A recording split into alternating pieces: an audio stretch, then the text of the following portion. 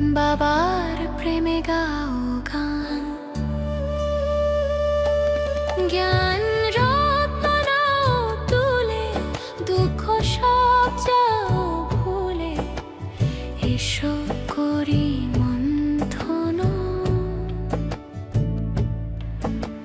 ছিড়বে মায়ার বন্ধন। ওম শান্তি। প্রিয় রুহানি ভাই বোনেরা, আজ 10 মে 2026 এর মধুর অব্যক্ত মুরলী মন্থনে আপনাদের অনেক অনেক স্বাগত। ওম শান্তি। আজ বাবা আমাদের অন্তরের তৃষ্ণা মিটিয়েছেন। হ্যাঁ, একেবারেই তাই। মানে আজকের এই বচনগুলো তো সাধারণ কোনো কথা নয়, একদম আত্মার গভীরে গিয়ে নাড়া দেয়। এটা তো শুধু একটা লাইন নয়, এটা বাবার চূড়ান্ত সত্য বচন। বাবা আজ বলেছেন, 4 সাবজেক্টেই স্বমানের অনুভাবেই স্বরূপ হয়ে অনুভাবী অথরিটি কার্যে প্রয়োগ করো। এই যে অনুভাবী স্বরূপ হওয়ার কথা বলা হলো, এটা নিয়ে কিন্তু গভীরভাবে মন্থন করা প্রয়োজন। মানে আমরা তো সমান জানি, তাই না? দেহ অভিমানের উল্টো অবস্থা, কিন্তু শুধু সমান মুখস্থ করা আর তার অনুভাবী স্বরূপ হওয়ার মধ্যে তো আকাশ পাতাল তফাৎ। ভাবনা আর অনুভবের মধ্যে অনেক দূরত্ব। ভাবনা হলো কেবল বুদ্ধির স্তর।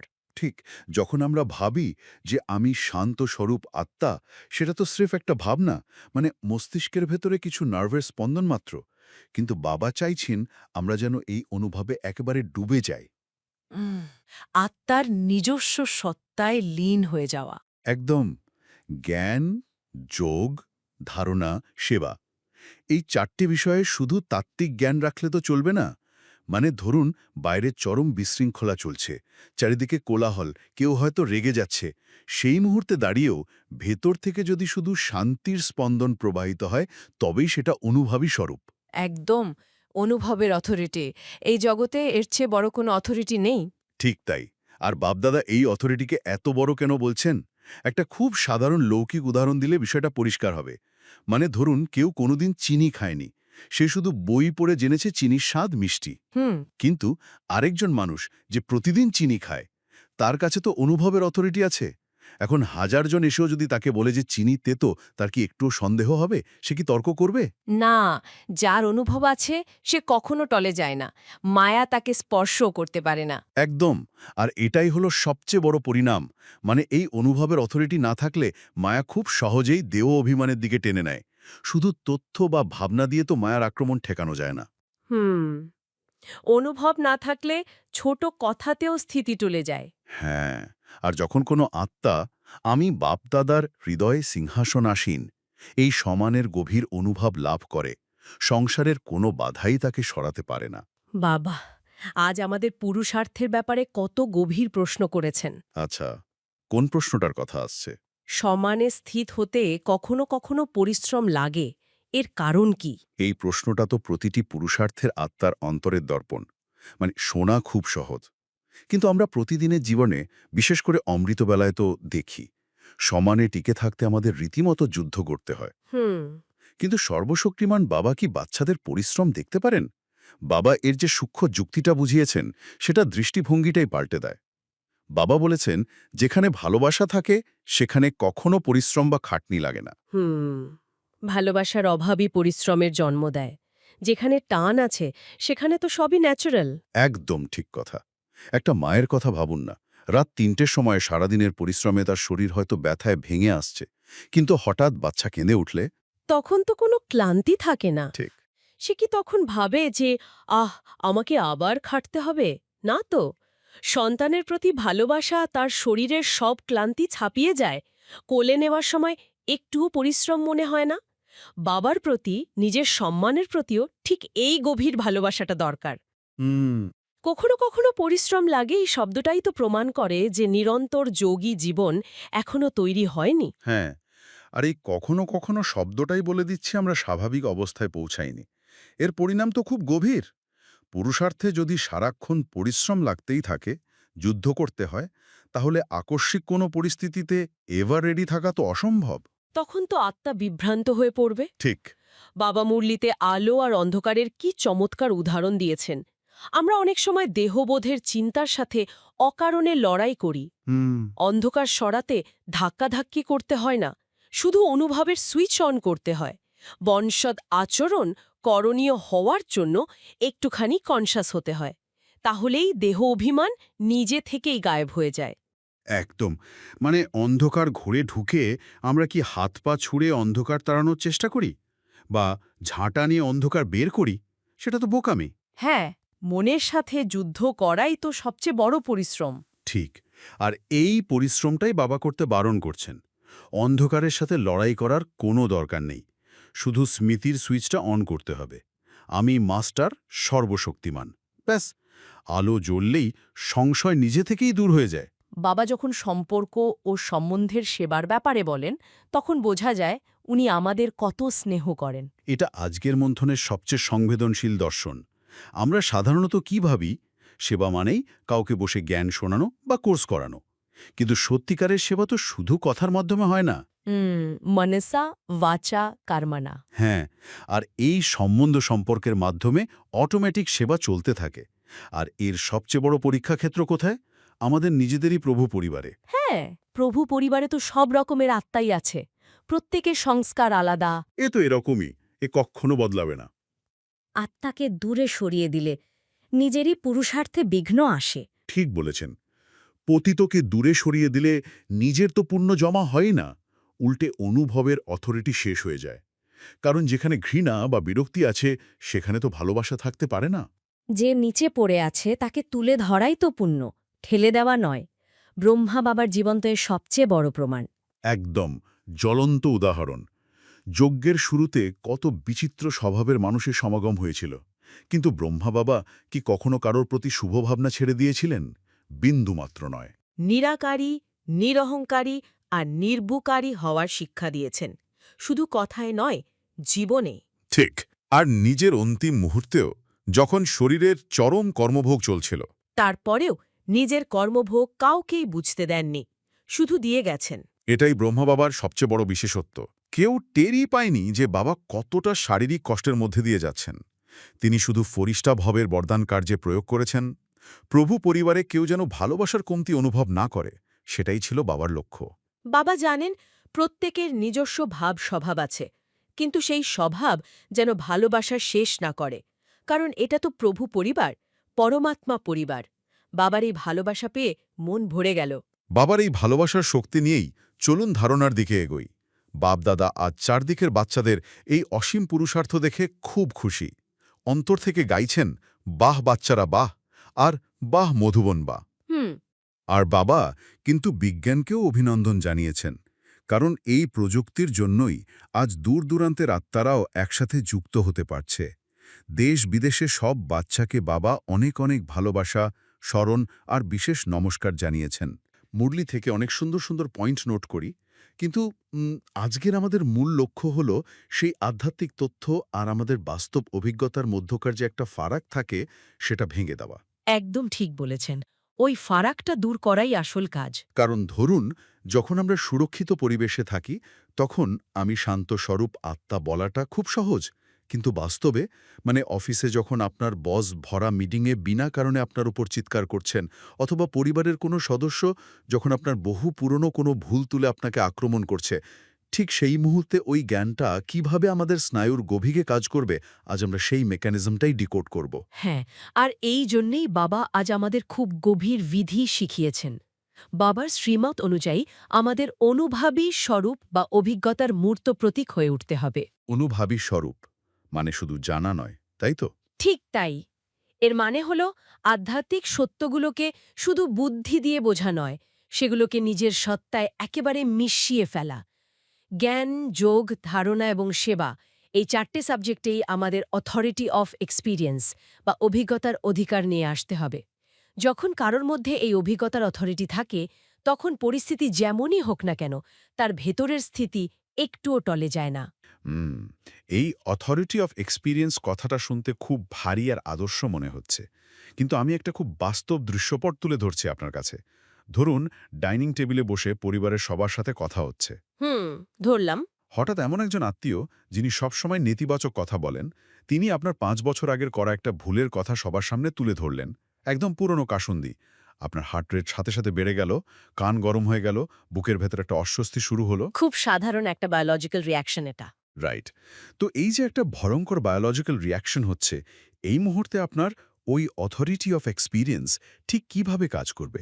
আমরা তো সাধারণত ভাবি যে ওরা কখনো বদলাবে না, আর সাথে সাথে ডিফেন্সে চলে যাই। আসলে ওই বায়োলজিক্যাল রিয়াকশনটাই তো প্রমাণ করে যে আমাদের জ্ঞানটা এখনো অভিজ্ঞতায় পরিণত হয়নি। মানে একটু বুঝিয়ে বলবেন? মানে হলো যখন হার্ট রেট বাড়ে বা কান গরম হয়, তখন আসলে আমাদের অহংকার বা ইগো বিপন্ন বোধ করে। জ্ঞান আমাদের বলছে আমি এক অবিনাশী আত্মা, কিন্তু আমাদের নার্ভাস সিস্টেম এখনও বিশ্বাস করছে যে আমি এই শরীর, আমি এই পদমর্যাদা বা আমি এই সামাজিক পরিচয়। হ্যাঁ, বুঝতে পারছি। মানে শরীর ভাবছে অ্যাটাকটা তার উপর হয়েছে। একদম। আর অনুভবী স্বরূপ হওয়ার অর্থ হল আপনার নার্ভাস সিস্টেম সেই আধ্যাত্মিক সত্যটাকে সম্পূর্ণ মেনে নিয়েছে। যখন সেই আত্মীয় আপনাকে আক্রমণ করছেন, আপনি যদি সত্যি অভিজ্ঞতার আসনে বসে থাকেন, তবে আপনার প্রথম প্রতিক্রিয়ার রাগ বা ভয় হবে না। তাহলে কি হবে? আপনার মনে হবে যে এই আত্মাটি তার নিজের পুরনো সংস্কারের ফাঁদে আটকে আছে। আপনি তার আক্রমণটাকে পার্সোনালি বা ব্যক্তিগতভাবে নেবেন না। একটু থামাই এখানে। ধরুন আমি যদি সেই মুহূর্তে চুপ থাকি, মানে মুখে কোনো উত্তর না দিই, সেটা তো এক ধরনের সাপ্রেশন বা অবদমন হতে পারে। ভেতর ভেতর আমি রাগে ফুটছি, কিন্তু বাইরে আধ্যাত্মিকতার একটা মুখোশ পরে চুপ করে আছি। এটা কি অনুভবী স্বরূপ? না, না, একদমই নয়। ভেতর ভেতর রাগে ফোটা আর বাইরে চুপ থাকা হলো একটা টাইম বোমা তৈরি করা। এটা তো কোনো সমাধান নয়। রাইট, সেটাই তো মনে হয়। অনুভাবী স্বরূপ মানে আপনার ভেতরে আগুনটা জ্বলবেই না। কারণ আপনি গভীরভাবে জানেন যে ওই মানুষটার কথাগুলো তার নিজের মানসিক অবস্থার প্রতিফলন, আপনার পরিচয়ের কোনো প্রমাণ নয়। আর যখন আপনি এটা সত্যি জানেন, তখন আপনার ভেতর থেকে স্বয়ংক্রিয়ভাবে শুভ ভাবনা বেরিয়ে আসে। শুভ ভাবনা? যে মানুষটা ইচ্ছাকৃতভাবে আমার সম্মান নষ্ট করতে চাইছে, তার প্রতি শুভ ভাবনা রাখাটা কি একটু বেশি অবাস্তব বা ফেক মনে হচ্ছে না? কৃত্রিম মনে হয়, কারণ আমরা শুভ ভাবনার ভুল ব্যাখ্যা করি। শুভ ভাবনা মানে এই নয় যে আপনি তার খারাপ আচরণটাকে সমর্থন করছেন বা বলছেন যে সে খুব ভালো কাজ করছে। তাহলে শুভ ভাবনা আসলে কি? ধরুন, একজন ডাক্তার যখন দেখেন একজন রোগী জ্বরের ঘোরে ভুল বকছে বা খারাপ ব্যবহার করছে, ডাক্তার কি রোগীর উপর রেগে যান? না, তা তো জান না। কারণ ডাক্তার বোঝেন যে এটা রোগের লক্ষণ। ঠিক তেমনি আধ্যাত্মিক দৃষ্টিকোণ থেকে শুভ ভাবনা হল এটা বুঝতে পারা যে ওই আত্মাটি কাম, ক্রোধ বা অহংকারের ভাইরাসে আক্রান্ত। তার প্রতি রাগ নয়, বরং করুণা অনুভব করা। বেশ ইন্টারেস্টিং একটা দৃষ্টিভঙ্গি। আর এই করুণাটা কোনো দুর্বলতা নয়। এটাই হলো আপনার অন্তর্মুখী শক্তির সবচেয়ে বড় প্রমাণ। অন্যের রিমোট কন্ট্রোলে নিজে না নেচে নিজের শান্ত স্বরূপের শক্তিতে স্থির থাকা। এই দৃষ্টিভঙ্গিটা বদলালে সত্যি অনেক কিছু বদলে যায়। কিন্তু এখানে একটা বাস্তব সমস্যা আছে। দিনের পর দিন এই ফিল্টারটা অন রাখা, সবসময় বড় মনের মানুষ হয়ে থাকা, সবার সবকিছু হজম করে নেওয়া, এতে তো একটা সময় পর মারাত্মক মানসিক ক্লান্তি বা ফাটিগ চলে আসে। হ্যাঁ, অনেকেই এই অভিযোগটা করেন। মনে হয় যে সব সময় আমাকেই কেন বুঝতে হবে। এই যে একটা বোঝা বয়ে বেড়ানোর অনুভূতি, এটা থেকে বেরোনোর উপায় কি তাহলে? এই ক্লান্তিটা আসে কারণ আমরা ঘটনাগুলোকে নিজের ঘাড়ে তুলে নিচ্ছি। আর ঠিক এই জায়গাটাতেই আজকের আলোচনার সবচেয়ে গুরুত্বপূর্ণ অংশটি আমাদের সাহায্য করবে। আজকের বরদানটি হল নলেজের লাইট দ্বারা পুরুষার্থের মার্গ সহজ আর স্পষ্ট করে ফরিস্তা শরৎ ভব। এটা শুধু বরদান নয়, এটা বাবার দেওয়া একটা বড় দায়িত্ব। ফরিস্তা বা দেবদূত মানেই হলো এমন কেউ যার কোনো বোঝা নেই, যে হালকা। কিন্তু আমি বুঝতে চাইছি এই লাইট এবং মাইট শব্দগুলোর মেকানিজম কি? কিভাবে এই জ্ঞানের আলো আমার ওই মানসিক ক্লান্তি দূর করে আমাকে ফরিস্তা তৈরি করবে? ফরিস্তা হওয়ার মূল চাবিকাঠি হল দুটো শক্তির সঠিক ব্যালেন্স বা প্রয়োগ। একটি হল মনের জন্য মনন শক্তি বা চার্নিং পাওয়ার, আর অন্যটি হল কথা এবং কাজের জন্য সহন শক্তি বা টলারেন্স পাওয়ার। মনন আর সহন, আচ্ছা। ক্লান্তি তখনই আসে যখন আপনি মনন না করেই শুধু সহ্য করার চেষ্টা করেন। ওই যে আপনি বলছিলেন না, শুধু চুপ করে থাকা। Right, suppression. একদম। কিন্তু যখন আপনার ভেতরে জ্ঞানের লাইট জ্বলে তখন আপনি প্রতিটি পরিস্থিতিকে মনন করেন, অর্থাৎ গভীরভাবে বিশ্লেষণ করেন। আপনি বুঝতে পারেন যে এই পৃথিবীতে প্রতিটি আত্মার পাঠ বা ভূমিকা সম্পূর্ণ আলাদা। এই মনন শক্তি আপনাকে আত্মিক মাইট বা শক্তি দেয়, আর সেই শক্তির কারণেই সহন করাটা আর কোনো বোঝা মনে হয় না। এই সহন শক্তি নিয়ে আমার একটা খুব প্র্যাকটিক্যাল প্রশ্ন আছে। কর্পোরেট জগতে বা আমাদের আজকের এই বাস্তব দুনিয়ায় সহন করা মানে ধরে নেওয়া হয় আপনি একটা ডোরম্যাট বা পাপোশ। এটা খুব সাধারণ একটা ভুল ধারণা। মানে ধরুন মিটিংয়ে কেউ আমার প্রজেক্ট নিয়ে মিথ্যা কথা বলল, আর আমি যদি ফরিস্তা হওয়ার চক্করে সেটা সহ্য করে চুপ করে থাকি, তাহলে তো কাল আমার চাকরিটাই চলে যাবে। আধ্যাত্মিক সহনশীলতাকে কি এখানে একটু ভুলভাবে ব্যাখ্যা করা হচ্ছে না? ডোরম্যাট হওয়া আর আধ্যাত্মিকভাবে সহনশীল হওয়ার মধ্যে আকাশ পাতাল তফাত আছে। ডোরম্যাট হলো সে যার নিজের কোনো নিয়ন্ত্রণ নেই, যাকে সবাই পা মারিয়ে চলে যায়। আধ্যাত্মিক সহনশক্তিকে বরং একটা গাড়ির শক অ্যাবজর্বার বা সাসপেনশনের মতো ভাবুন। শক অ্যাবজর্বার, একটু বুঝিয়ে বলুন। ধরুন, যখন গাড়ি তীব্র গতিতে একটা খানাখন্দের ওপর দিয়ে যায়, তখন চাকার নিচে নেমে যায়, স্প্রিং সংকুচিত হয়, কিন্তু গাড়ির ভেতরে বসে থাকা যাত্রীর গায়ে কোনো ঝাঁকুনি লাগে না। রাইট, কারণ শক অ্যাবজর্বার ওই ইম্প্যাক্টটা শুষে নেয়। ঠিক, এখানে রাস্তার গর্তটা হলো সেই মিটিংয়ের মিথ্যা অভিযোগটা। আপনি যদি সাথে সাথে রিয়্যাক্ট করেন, তার মানে আপনার শক অ্যাবজর্বার নেই, পুরো ঝাঁকুনিটা ডাইরেক্ট আপনার আত্মায় এসে লাগলো। বুঝতে পারছি। কিন্তু আপনার ভেতর যদি মনন শক্তি লাইট থাকে, তবে সেই অপমানজনক কথাটা শোনার সাথে সাথে মাত্র কয়েক মিলিসেকেন্ডের মধ্যে আপনি পরিস্থিতিটা প্রসেস করে ফেলবেন। আপনি বুঝবেন যে ওই সহকর্মীর এই মিথ্যার পেছনে তার নিজের নিরাপত্তাহীনতা বা প্রমোশন না পাওয়ার ভয় কাজ করছে। মানে আমি তার মোটিভেশনটা ডিকোড করে ফেললাম। একদম। আর এই বোঝাটাই হলো আপনার শক অ্যাবজর্বার। এটা ওই মিথ্যার কাইনেটিক এনার্জি বা গতিশক্তিটাকে শুষে নিল।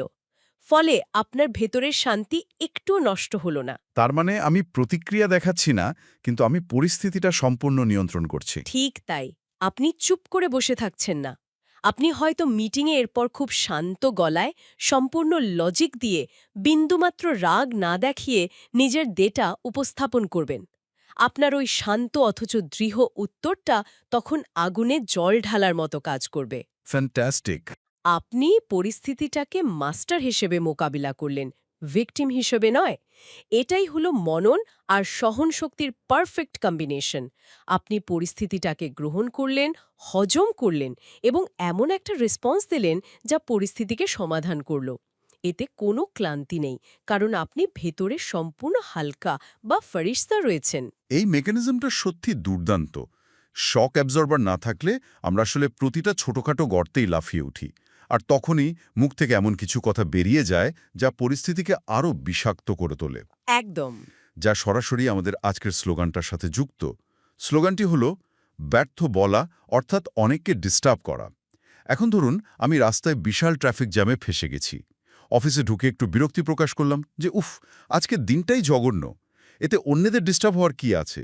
এটা তো একটা খুব সাধারণ ব্যাপার। সাধারণ মনে হলেও এর পেছনের বিজ্ঞানটা খুব সূক্ষ্ম। শব্দ তো শুধু কিছু ধ্বনি নয়, তাই না? শব্দ হলো ভাইব্রেশন বা কম্পাঙ্ক। হ্যাঁ, তা তো বটেই। আপনি যখন ওই ট্রাফিক জ্যামের বিরক্তি নিয়ে অফিসে ঢুকে বলছেন যে এই দিনটা জঘন্য, তখন আপনি শুধু তথ্য দিচ্ছেন না, আপনি আপনার ভেতরের ওই বিরক্তির ফ্রিকোয়েন্সিটা পুরো ঘরের বাতাসে ছড়িয়ে দিচ্ছেন। যারা আপনার কথা শুনছে তাদের নার্ভাস সিস্টেম অবচেতনভাবেই আপনার ওই নেতিবাচক ভাইব্রেশনটাকে ক্যাচ করে। মানে আমি আমার ভেতরের আবর্জনাটা অন্যদের মনের ওপর ফেলে দিচ্ছি, তাই তো? একদম। ব্যর্থ কথা বা আননেসেসারি কথা হলো আমাদের এনার্জি লিক হওয়ার সবচেয়ে বড় রাস্তা। ফরিস্তারা কখনো ব্যর্থ কথা বলে না। তাদের শব্দ খুব মাপা হয়, আর প্রতিটি শব্দ হয় আশীর্বাদের মতো, যা অন্যদের শক্তি দেয়। রাইট। আপনি যদি সত্যি ফরিস্তা স্বরূপের অনুভাবী হতে চান, তবে মুখ খোলার আগে সেই লাইট দিয়ে চেক করতে হবে আমার এই কথাটা কি কাউকে শক্তি দিচ্ছে নাকি শুধু পরিবেশের শক্তি শুষে নিচ্ছে। এই সচেতনতাটা সারাদিন ধরে রাখা সত্যি একটা গভীর তপস্যার ব্যাপার। আর বাপদাদা ঠিক এই তপস্যার কথাই আজকের অব্যক্ত ইশারায় খুব শক্তিশালীভাবে বলেছেন। হ্যাঁ, ইশারাটা খুব গভীর। ইশারাটা হল সদা অবিচল, অনর একরস স্থিতির অনুভব করো তোমরা। মাস্টার প্রকৃতিপতি, প্রকৃতির এই খেলা দেখে উৎফুল্ল হতে থাকো।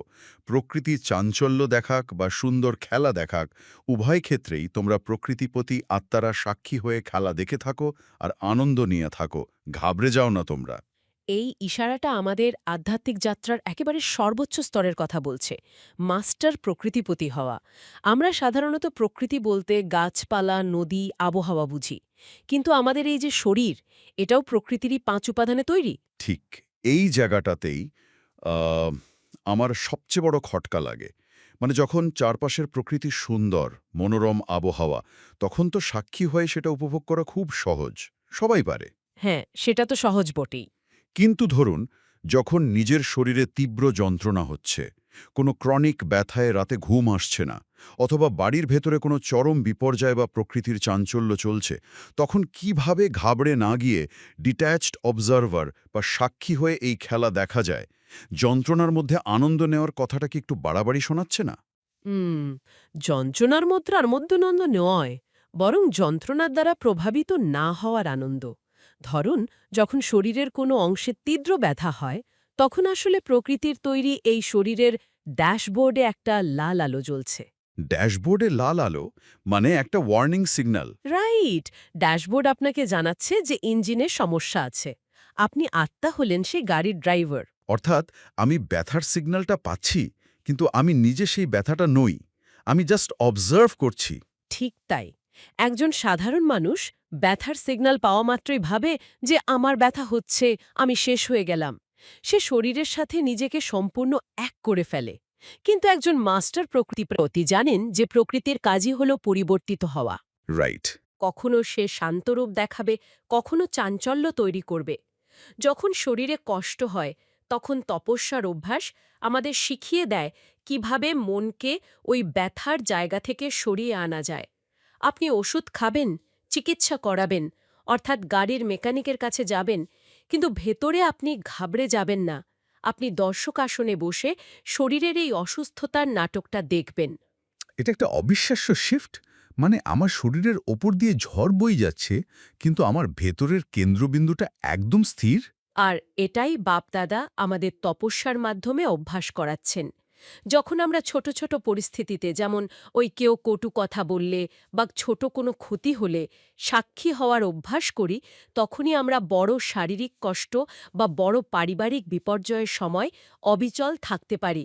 তখন আর পরিস্থিতির কাছে আমাদের আত্মসমর্পণ করতে হয় না। আমরা প্রকৃত অর্থেই মাস্টার প্রকৃতিপতি হয়ে উঠি। তো আজ বাবা আমাদের সমানের অনুভাবী স্বরূপ হওয়ার এবং শুভ ভাবনা রাখার এর স্মৃতি দিওয়ালেন, এবং শেষে নলেজের লাইট দ্বারা ফরিস্তা স্বরূপ ভব দিয়ে বিদায় নিলেন। একদম। চলুন এই ফরেস্তা স্থিতিটা আমরা এখন একটু গভীরে অনুভব করি। আসুন, প্রতিদিনের এই দৌড়ঝাঁপ আর বাইরের পৃথিবীর সমস্ত কোলাহল থেকে নিজের মনকে একটু গুটিয়ে নিই। ধীরে ধীরে নিজের সমস্ত মনোযোগ নিয়ে আসুন নিজের মস্তিষ্কের ঠিক মাঝখানে।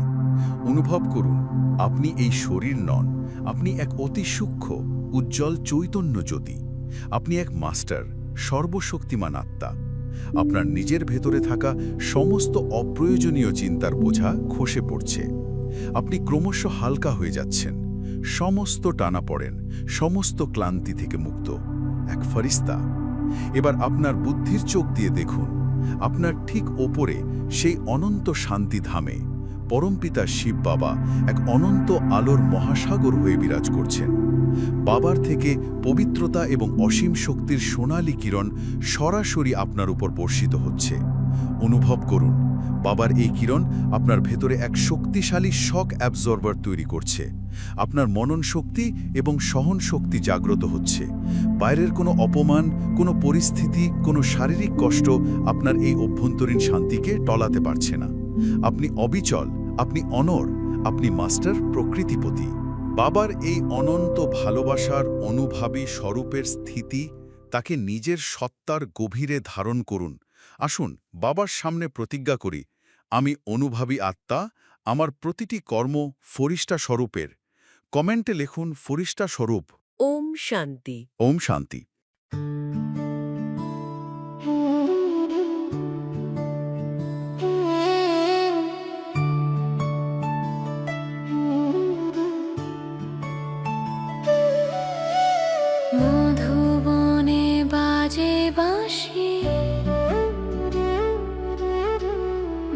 বা তোমায় ভালোবাসি।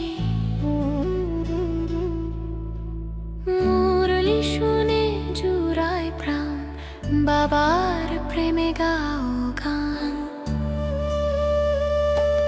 জ্ঞান রত্ন নাও তুলে, দুঃখ সব যাও ভুলে, এসো করি মন্থন। ছিড়বে মায়ার বন্ধন।